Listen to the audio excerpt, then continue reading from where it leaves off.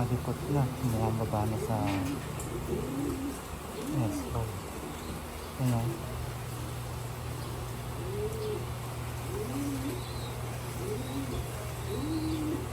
Dilaw.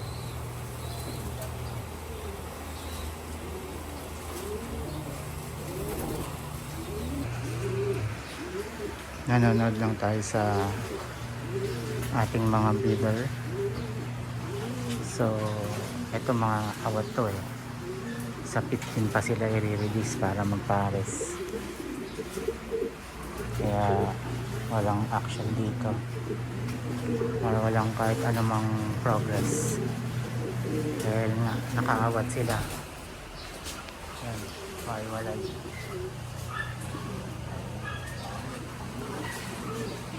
Almost 2 months. Yung iba dyan, kalahating buwan na ninalay. Good morning kalapatid. So, nandito tayo sa ating loob at meron kasing nagtanong sa akin kung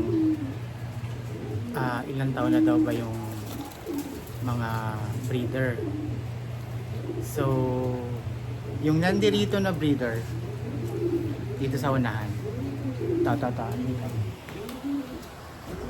Mga nasa 1 to 2 years na yun nandito. 1 or 2 years. Tapos yun nandito, ganun din. 1.5 years. Ito. 1.5 years yun nandito sa ating noble cage. Tapos, ito namang mga nasa double cage natin, yung pinaka mga nasa 2 years na yung ating mga breeder dito. Pero meron po kasing isang breeder dito na pinagparis ko siya last year. Ipakita ko sa inyo yung pinaka foundation natin na cock.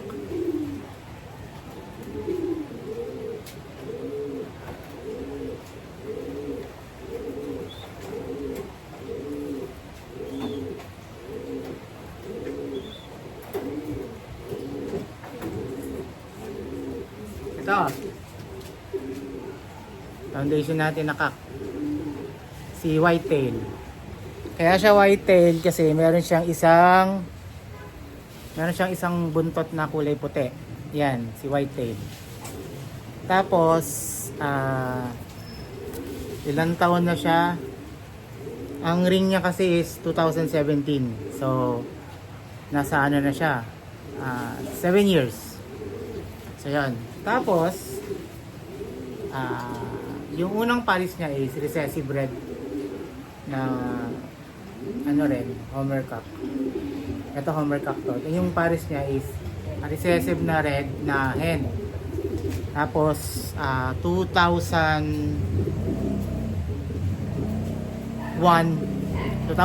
bago pagkatapos ng tag-ulan, mga ganitong month, August, medyo may edad na rin, namatay na yung yung ating hen. Tapos pinagpahinga ko to almost 1 year, wala siyang pares. Kasi nung pinaris ko siya sa iba, umiitlog, tapos walang similya, minsan napipisa, tapos hindi rin tumatagal, namamatay yung inakay. So ang ginawa ko, pinagparis ko, hindi ko na siya muna pinarisan, may higit isang taon. So ang pinaris ko sa kanya na mga around 2002, itong ating hetero.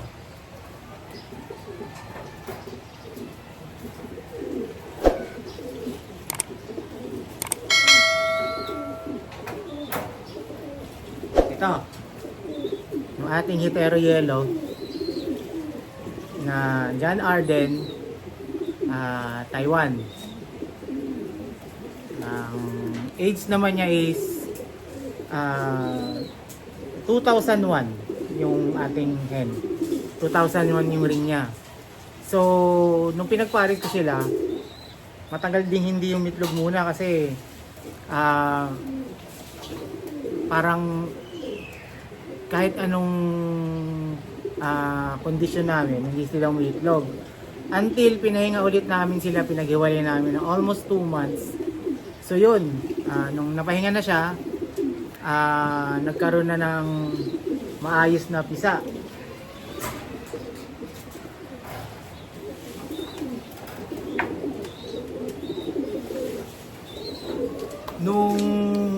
Nung nakapisa na sila, laging dalawa yung napipisa. Tapos, parehong matino naman yung mga inakay.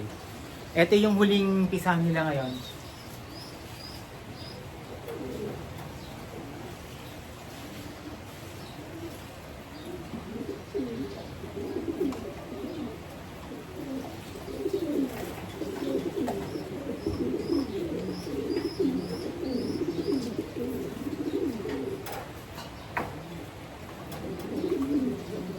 So, ito yung pisa nila ngayon, isang red bar. Nung bata pa siya, silver puro, tapos nagkaroon ng red bar. Tapos yung isa, black bar, white feather. Yan. So, yun nga. Kumbaga, yung tanong nila na kung posible daw ba magpa-similya pa yung matanda na. Yan, kagaya nun. 7 years na yung ating kak, tapos pinaris natin sa bata.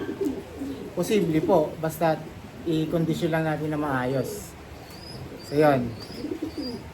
Yan yung ating sagot sa unang tanong kung posible ba daw ba mapasimilya pa yung matandang kak. Yan, dalawa. Bali pang third clutch na nila to. Tapos after nito, iwalay namin sila. Pahinga muna ulit, condition muna sila. Condition muna natin yung kak tsaka yung hen.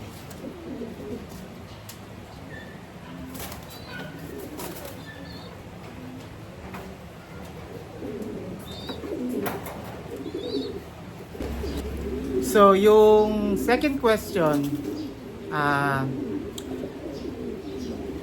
nagiging nakukondisyon pa daw ba yung magpares na matanda na breeder? So, pwede pa siyang i-kondisyon, pwede pang magpa-itlog, kagaya ng ginawa namin dito sa aming grisel. Tapos, yung mga nilalabas pa ngayon, kulay dilaw. Ito, pakita natin yung pares na yan. Andito yung ating grisel.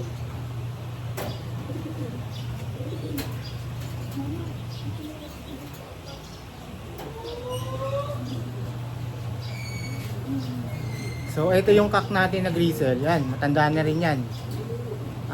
Nasa 2017-2016 din yung kanyang ring. Tapos, yan. Kita nyo naman kung gaano na siya katanda. Tapos, pakita ko naman yung pares niya.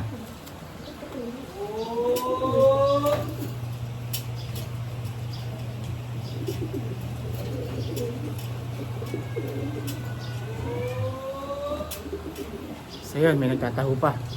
So ito, almond na grisel. Almond grisel. Almond grisel siya. Yan. Pinaris natin. So, ayan.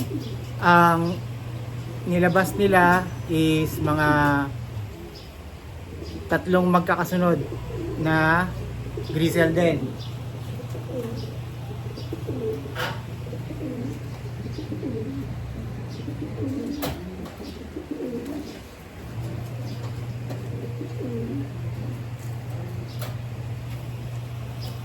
Ito yung panganay.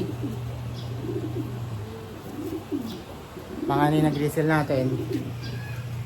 Tapos, ito yung pangalawa.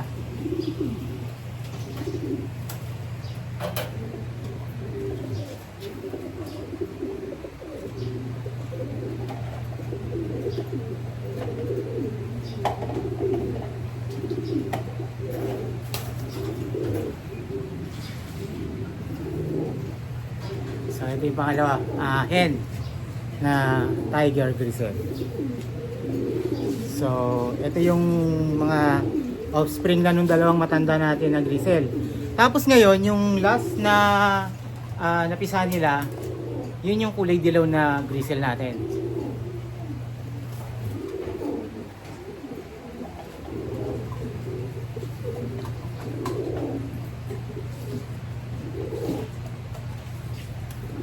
So, ito, pakita ko yung last na pinisa ng ating matandang grizzle.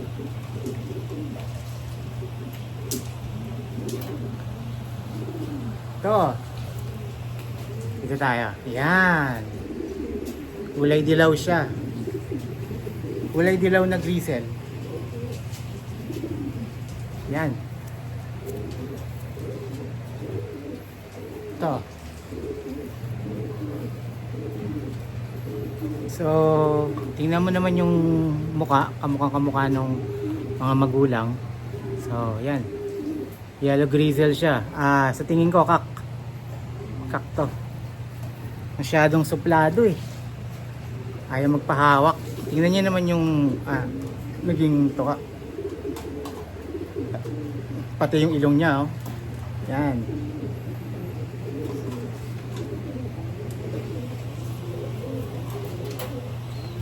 So, yun yung sagot ko na kung yung matandang breeder pa raw ba is pwede pang i-kondisyon at saka magpisa at saka mag-itlog. Pwede pa.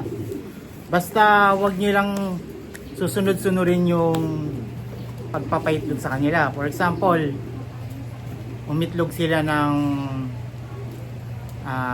first clutch nila. Yung unang clutch niyan, pag napisa, pahingayin nyo muna siya pahingayin nyo muna yung pares ninyo ng isang buwan. Tapos pagparisin nyo ulit, yan, tingnan nyo kung magpipisa, sure yun.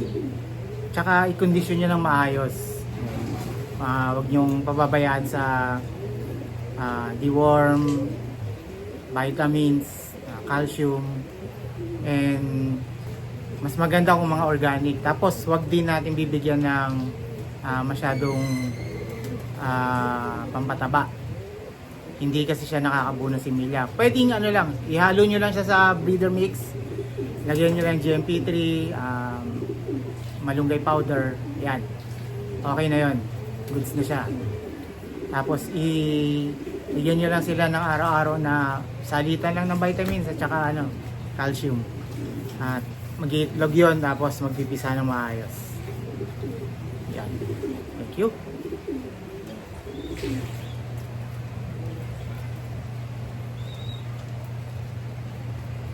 Ipakita ko po sa inyo yung mga project na soon to be na ginagawa kong color combination at saka kung ano yung lalabas na magandang kulay. Tapos isa-isay natin yung mga pinagpares ko this coming September for sa ating color project. So itong isang project natin, yung white bar at saka red shield na stencil, may gusto kong gawing kulay na palabasin. Tingnan natin kung mag-spread siya or magbo-blue na stencil. Antayin natin yung resulta. Ayan, pinagsalubong ko na tong red shield at saka white bar natin ngayong September 7. Ito rin yellow stencil natin at saka white tiger grizzle. Nagsalubong ko na rin ngayong September 7 para ang expected ko dito na lumabas na kulay nila is either mocha or may mga brown shield yung kanilang pakpak. Pinagsalubong ko na rin itong ating tiger grizzle na black at saka red. Yan, September 7 din. Ayan, pinagsalubong na ulit natin si yellow at saka si brown shields na stencil natin. Yung last na anak nila yung kulay dilaw na purong stencil. Yan. Si Teme at saka yung blue bar natin na Taiwan. Ayan, pinagpaharis ko na sila.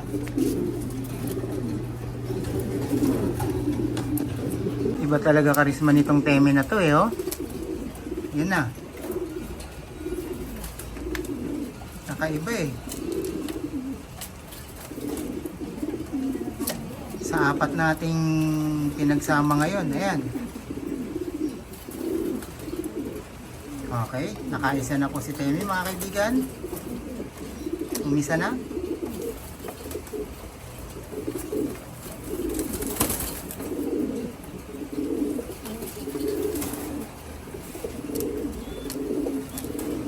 Ayos. So, itong ating mga pinagsama na iba, although pares na yan dati, tignan mo, nagkukurutan pa. Nagkakapaan pa yung mga ibang pinaris natin. Pero ito si Tenny, nakaisa na, oh. Umiisa pa yung pares niya. Nanginginuto pa. Isa pa yan.